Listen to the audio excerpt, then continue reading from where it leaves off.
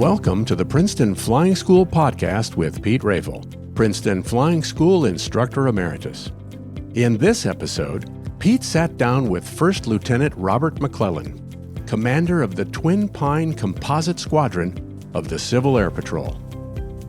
Pete and Rob discussed many of the benefits of being an Air Patrol volunteer, whether a CAP Cadet or a senior member, whether a pilot or a parent, interested in aviation or aerospace, military customs and courtesies, or even cyber. So without any further introduction, let's join the conversation about the Civil Air Patrol with Pete Rafle and Robert McClellan.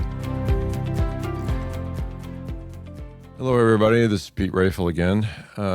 Today we've got a special treat. I'm going to be interviewing Rob McClellan, who is the commander of the CAP, the Civil Air Patrol Squadron at Mercer Airport at Trenton. And we're going to explore all the good things that the Civil Air Patrol is doing today and has done in the past, and look ahead to the future. So good morning, Rob. Good morning, Pete. Welcome. How are you? Well, thanks for having me. It's great to be here. Glad you're here. Yeah. You're the commander of the squadron. Yes, sir. That's right. How did you end up as the commander of the squadron in the Civil Air Patrol at Trenton? Oh, that's a great question, Pete. And, I've always loved to fly. And some of that is rubbed off on my son, Garrett, who's now 18 and has just graduated from West Windsor High School South. And, as when we're parents, we're looking for things for our kids to get involved in. And he was interested in aviation because I've taken here to fly with NASA helicopters. And we found out about Civil Air Patrol. There was like a summer program, and we went down and visited, and Garrett decided that, I'd like to check this out. And when you sign up as a cadet, there's a process that I'm sure we'll talk about later. But as I was there, it became evident that there's always a need for volunteers. And so I started as a volunteer to help with cadet programs. And there's obviously much more that the squad was involved in. But so I sort of was on the periphery, and as Garrett moved along in his own CAP career, I then joined CAP after Garrett. And I, again, that's the way it happens sometimes is when you show up. I mean, my dad used to say, 90% of life is showing up. And I showed up bringing Garrett, and eventually I got to a spot where people said, this guy'd make a great commander. And I, I'm not one of those people to step back, so I took that step, and it's the greatest thing I ever did. Should have done it a long time ago. So. Yeah, those opportunities that come along, you've got to jump on them when they come, and Absolutely. then you never know. It takes you a completely different course in life. And Correct. So how many people are involved in the squadron at this point? So we have about 80 members right now. 50 of those are cadets, and about 30 senior members, which is just terrific. And how do you draw those senior members, those adult volunteers, to come into the organization? How does that get? That's a good question, Peter. So everyone in Civil Air Patrol is involved or interested in aviation in some way. And for the most part, that's because we have an emergency service component where we're going to either search for downed aircraft, or when a ELT goes off, we're going to look for that. I think we do 90% of the land-based searches for ELTs in the country now. That's a task to CAP by the Air Force. So senior members come because they want to get involved in what we're doing aviation-wise. And obviously we have a large fleet of aircraft. I think it's almost 600 single-wing aircraft in the United States. We have 5 or 6 in New Jersey. But getting into an aircraft is why senior members come to us for the most part. And we can make that happen. And we do make it happen. So, but they're not all pilots then, is that right? Correct. But many of them, some of them are just their parents, like me, that came in because a child was coming in, and rather than drive home during a meeting, they decided to stick around and see what we were up to. As a volunteer organization, there are jobs for all of these people. For instance, I need people to help with my inventory. I need people to help with reporting. All those kind of things that any volunteer organization has. I need people to help with that, and so senior members help with all that stuff too. Right.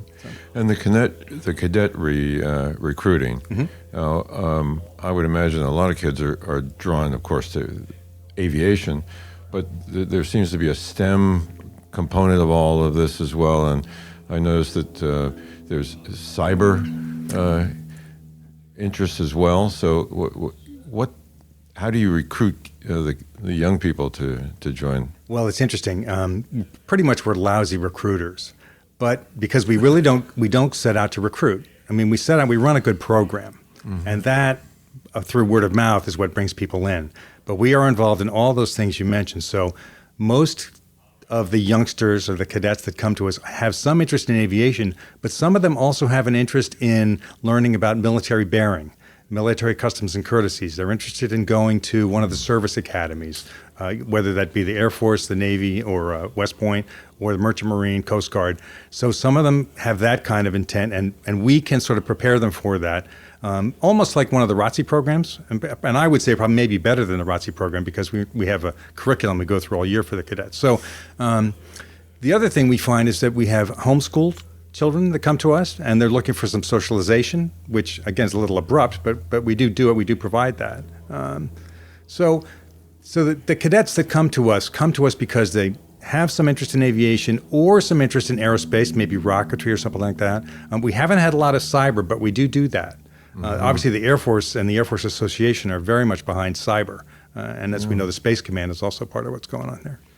The CAP is an official adjunct to the United States Air Force. Is that correct? That's correct. So we're the Air Force Auxiliary, and that comes into play in sort of a very narrow construct where whenever we're called out for a mission by the Air Force Rescue Coordination Center, we are acting as the auxiliary of the Air Force. So that's the one place when we are, in fact, part of the Air Force, if you will. And they call us, I forget what the term is, but we're part of the total force. Part of the Air Force total force. So there's a regular service, there's the reserves, and we're in that mix too.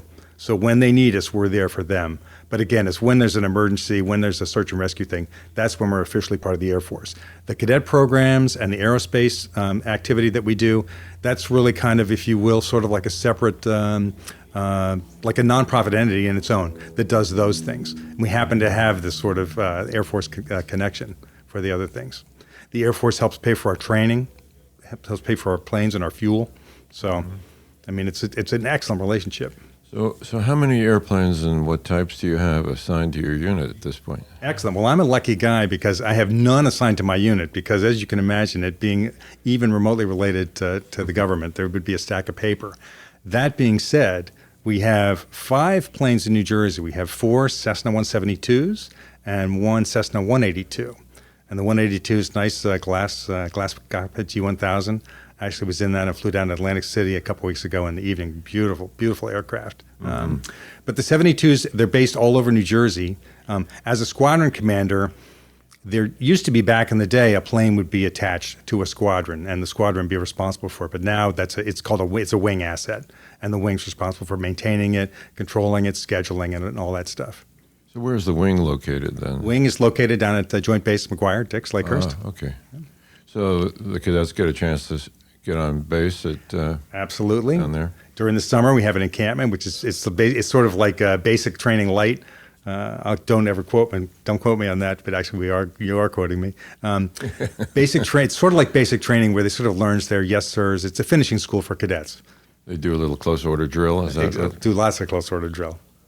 But it's great. And I mean, but we're also down at the base. We work very closely with the Air Force here. There's a built-in liaison program, as you can imagine, with the Air Force to help us help them, and for them to help us. Right. Yeah. That's great. So when it comes time to fly the airplanes, or let me rephrase it. So the program regarding the kids and airplanes, how is that implemented? In other words, you must have a ground school or something. It's a great question. So, and actually I just came back from this weekend. So from a glider flights out in Farmers Pride, Pennsylvania. So every cadet gets 5 no charge, all free powered orientation flights. And then they also get 5 glider orientation flights.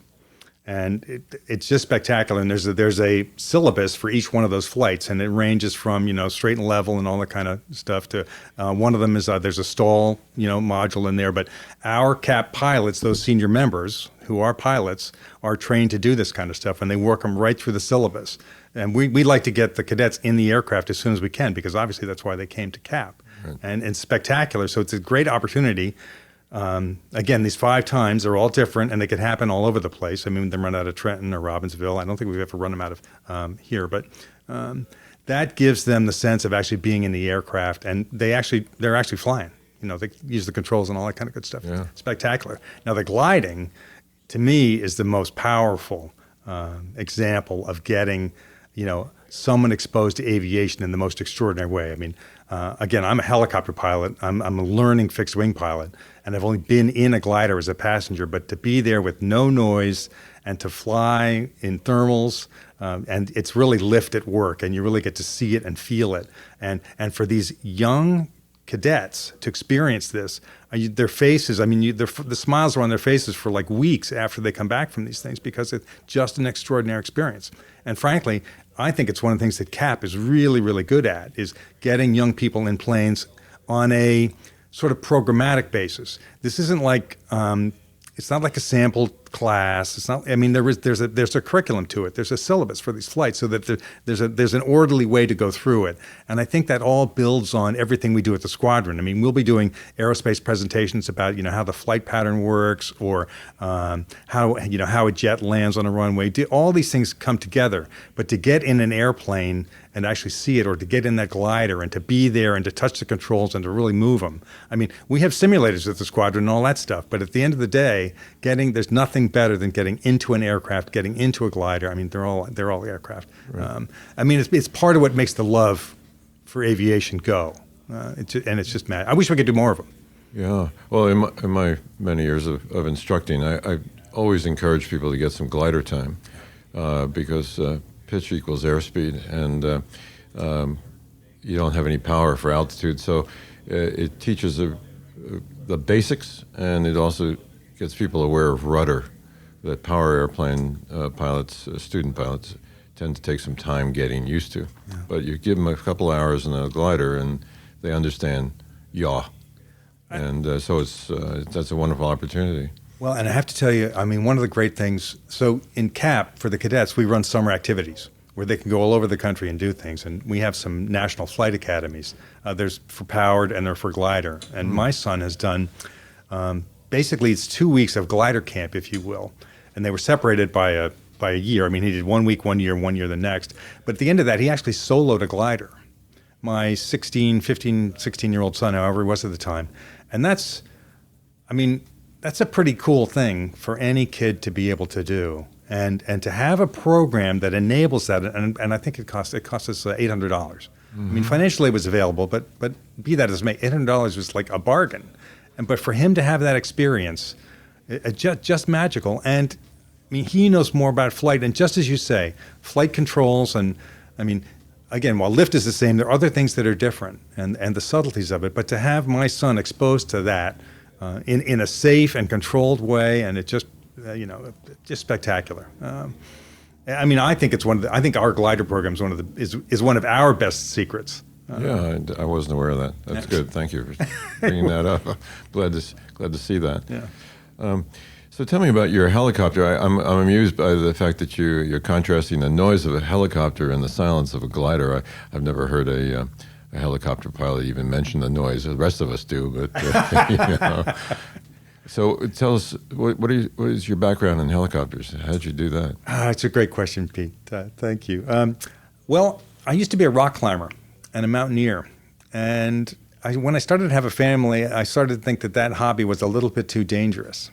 And but I was at a place in my life, in my career, where I still needed something that was kind of almost type A. I needed something where you needed to pay attention, and I really didn't know much about learning to fly. I knew a little bit about flying fixed wing, but I knew nothing about flying a helicopter. Mm. And I was attracted by the challenge of it. Now, I've subsequently learned there are all kinds of other challenges that go. I mean, it was tricky to learn how to fly. I was not a pilot, so I had to learn how to be a pilot and how to fly a helicopter at the same time. And I did it here at Princeton Airport in the little Robinson R-22. And I mean, they are squirrely machines, and they're sensitive, very sensitive. And I feel well trained. But again, there's something about being a helicopter pilot where you're sort of always ready always looking over your shoulder for which way the wind's going and where am I going to land when something breaks, because something is going to break. I mean, there are lots of parts. But the flight, the view and the image of flight from the helicopter, that bubble in front of you, I mean, it's just extraordinary. And as much as I love to be in any aircraft, but a helicopter, the view in it is so bird-like and so it's funny, in my lifetime, we've had the advent of drones, or UAVs as we call them in CAP. And other people now can see the view that you and I have seen from aircraft at 500, 1,000, 1,500 feet. Many people have never seen that before. But there's still something about when your brain and body is in that 500, 1,000, 1,500 foot range and you can look at the Earth, it really sort of makes you appreciate how special it is to fly and how wonderful the Earth really is. There's just, to me, I mean, it's kind of the, there's a godlike quality to it. There's sort of a, maybe not godlike, but there's a spirituality to it. It's sort of, it's like, wow, this is extraordinary. This is an incredible thing to see.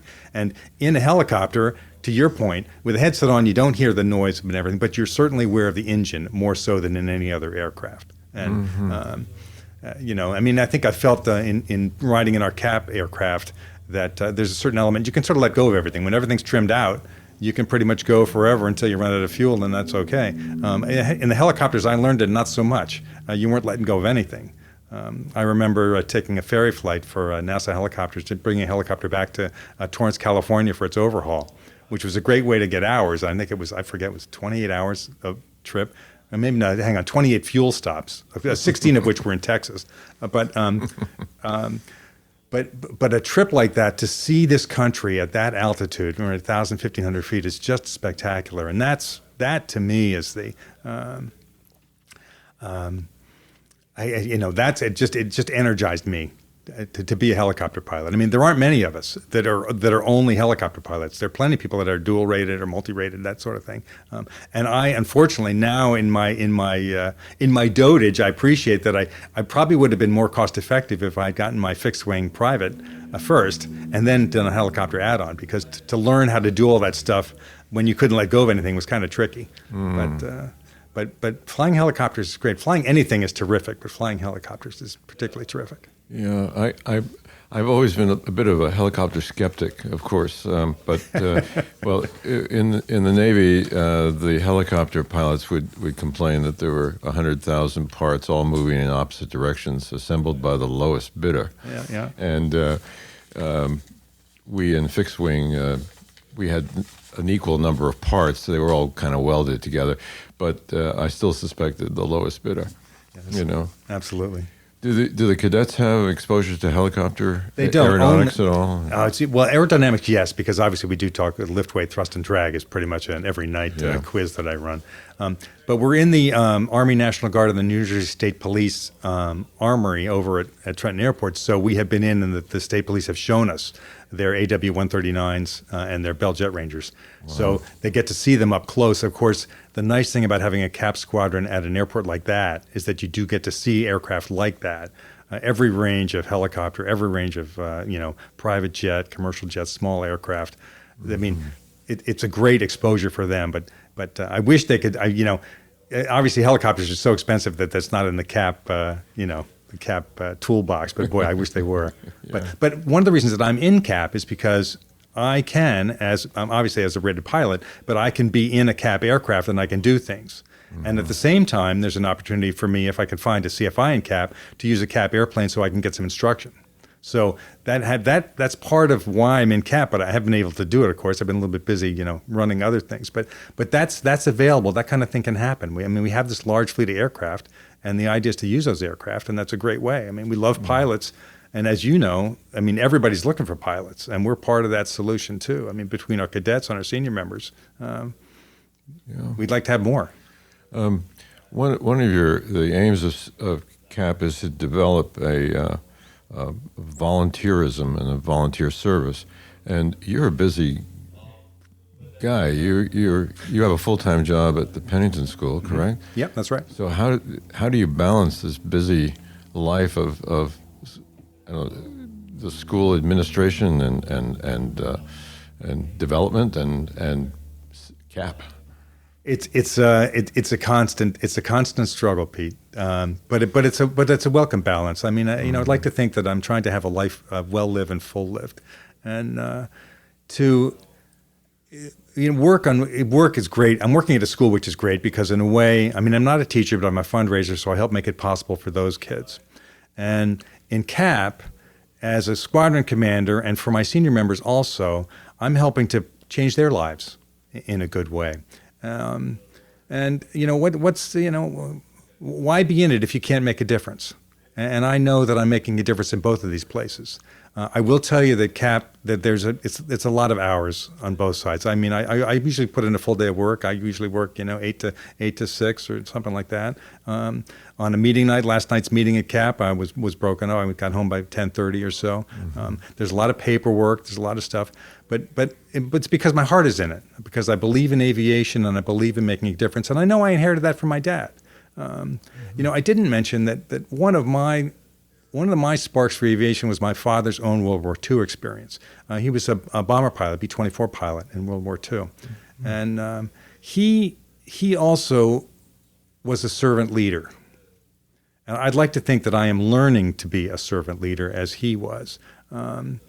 And making that difference is important to me. And that's how I'm able to juggle it. I'll also tell you that I have a fabulous staff at the Squadron. I mean, part of the neat thing about a quasi-military organization is you do have a structure and there are people to do things.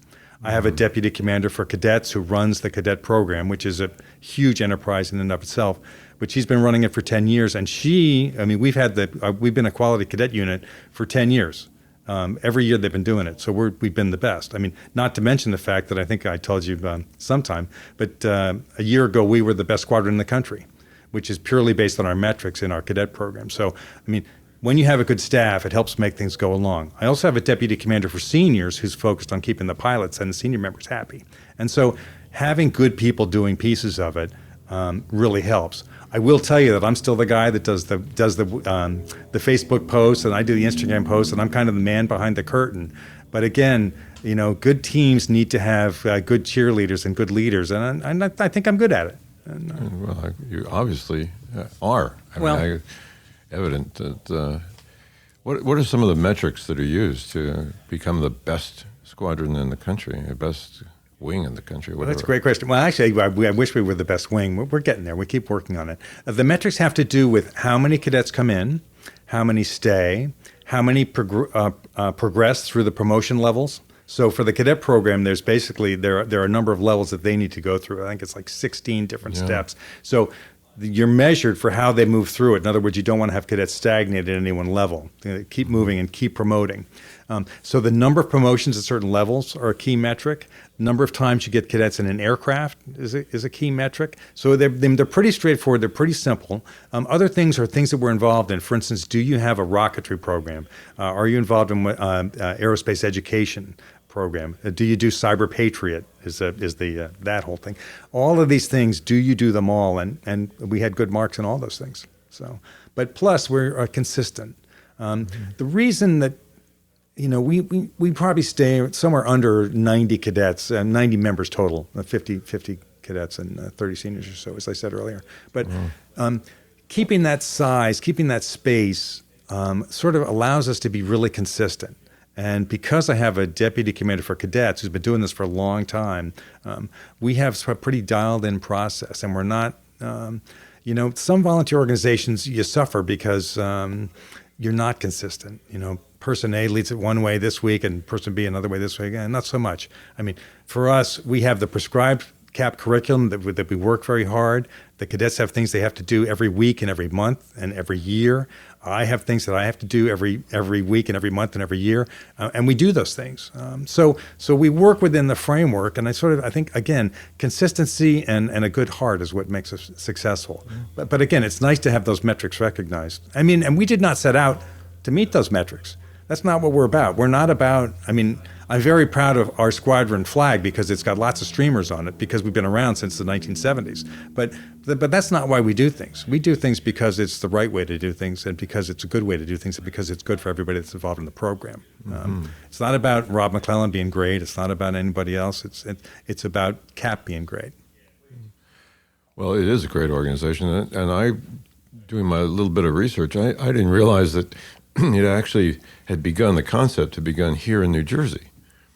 That How crazy is that? Yeah, Gil Rob Wilson, who I know not that much about, except that he was a World War I aviator.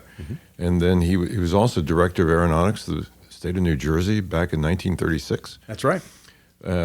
my understanding of CAP goes back to, say, 1941, when they mobilized for World War II and tried to get civilian pilots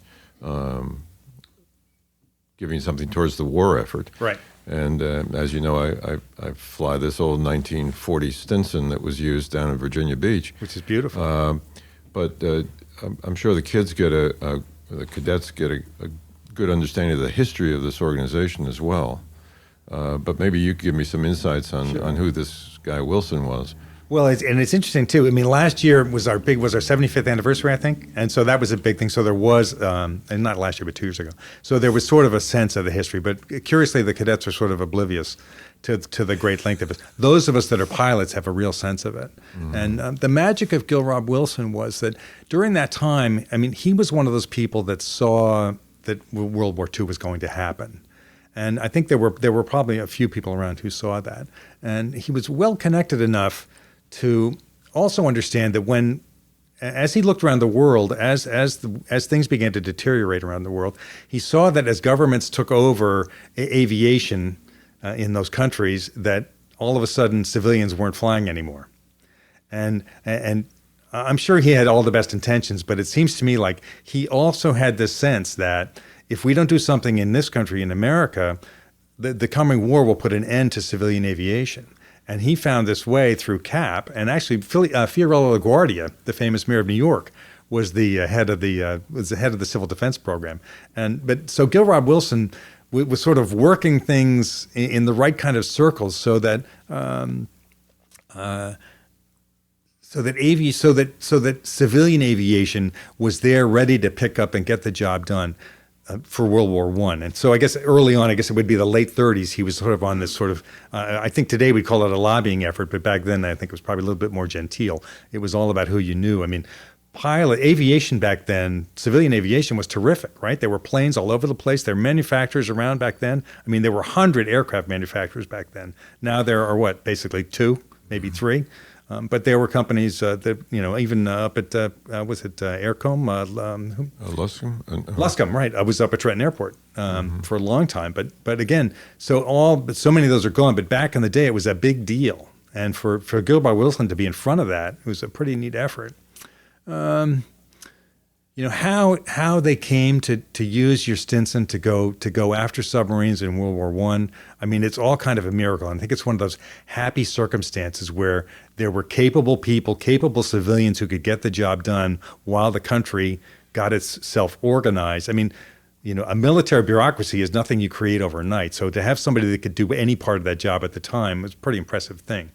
We all know that flying, you can't just hop in a plane and do it. You sort of have to know what you're doing. Plus, if you're going to be talking on the radio or dropping things on things, you sort of got to know what you're doing. So it's kind of a miracle that he was able to navigate that and work with Fiorello LaGuardia and get it all started. I think one of the coolest things is that the CAP logo today, which is a red propeller surrounded by a blue triangle, is a direct reflection of the original civil defense logos that you used to see. It's part of that same family of logos. Yeah, it's pretty impressive. The early Civil Aviation Patrol pilots were just civilians who happened to own airplanes, and then they would go.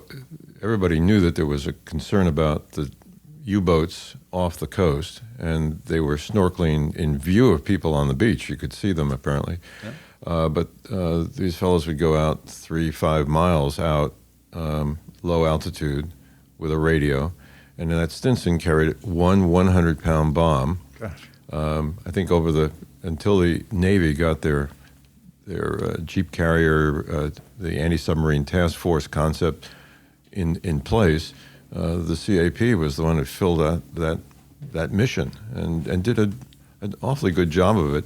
After the war, the submarine commanders, the U-boat commanders, were complained in Nuremberg type testimony that there were always these little yellow airplanes flying over the water, interrupting the snorkel periods, the time when they could charge their batteries on the surface by running their diesel engines. And they would have to submerge, shut down the diesels, and wait till dark. The famous quote, right? Those damn yellow airplanes. Damn yellow airplanes. But tell me, Pete, how did they aim? I mean, I've seen that device, but I don't get it. It was all visual. Wow. And they came in low, and the handle in that Stinson that I fly is on the deck, still between my legs and the left seat, and you just pull up on this red handle, and the bomb would have been released. And then it's a hit and miss, as they say, literally. Wow. But not too different than the way we drop weapons from P3 in this 50 years ago when I was in the Navy. Gosh. But no, there was no guided control or anything like that. It was all visual. And the flying was as hands-on as could be? It's hands-on. The trim is barely sufficient in all respects. I have to hold the nose up most of the time. But it works. And the airplane, we of course put a bigger engine in. They had an 85 horsepower engine on that. We have an O235 115 horsepower, the Cessna 152 engine in, brand new, so it's got lots of pip. Nice. You know. Nice. But when we fly that airplane, we're celebrating the history of the CAP, and at the Reading Air Show every year, the World War II we always park that Stinson with the CAP Squadron. There's a special area where we park those guys who have a Fairchild there. Mm-hmm. There's another Stinson 10A. And so at least those three airplanes we try to fly together. Excellent. At least once or twice during the show. And that's Spots Field, is it not? It's Reading? Yes, indeed. Absolutely. And he was another great leader in aviation. Absolutely. And I should tell you that in CAP, for the cadet progressions, there many of them are named after some of those famous aviators, like Billy Mitchell and Spots. Spots is our top award. A Spots cadet in Civil Air Patrol is equivalent to, I shouldn't say equivalent to, but it's like an Eagle Scout. It's beyond an Eagle Scout, but that's the top level. That's a cadet colonel. They've been all the way through. They're mentally, physically prepared, ready. They could go take the test at the Air Force Academy. That's the top of our mark, is our Spots cadets, named after, obviously, Tui Spots. What a great opportunity for adults and young people to get involved in aviation and do this on a break. You meet once a week or once a month? Or actually, it's funny you mentioned that, because you talk about time commitment. Yes, we do meet once a week. We meet Wednesday nights at 7 o'clock at the Trenton Armory. We also, for the cadets, a requirement for them is that they have an activity once a month. So we're always usually going somewhere, going either to visit Warren Grove Gunnery Range or wherever else it might be. Other aviation-related trips usually happen once a month. So, wow. Yeah. I'd love to observe one of these meetings sometimes, and maybe I can stay in touch with you and see if I can arrange a visit. Absolutely. You're welcome, and anyone is always welcome. We have an open-door policy, and we'd love to have you. I've learned a lot about the Civil Air Patrol today, and I really am so happy that you chose to come here this morning and join me in a conversation about what obviously is a very important part of your life and should be part of the lives of many young people and adults who want to serve them. Thank you so much for coming. I really appreciate your visit. Well, Pete, thank you for thinking of us and having us here. It's just been it's great. I mean, we do love aviation, and we have a great program. We're not so great sometimes about telling our story, but at the end, I think the result is terrific. We develop young men and women into people of character. We develop a lot of young pilots, and it's a great program. So I'm thankful for the opportunity to visit with you about it today. Good, thank you. And thank you all for listening to us this morning. We'll be back again very soon with another insightful guest to expound on aviation. Thanks a lot, everybody. Bye. Thank you for joining us for this episode of the Princeton Flying School Podcast with Pete Rafle. Our podcasts are recorded at the Princeton Airport and are produced by HG Media. If you enjoyed our show, please share it with your friends. You can find us on Apple Podcasts, Stitcher, Spotify, Google Play, or wherever you listen to podcasts.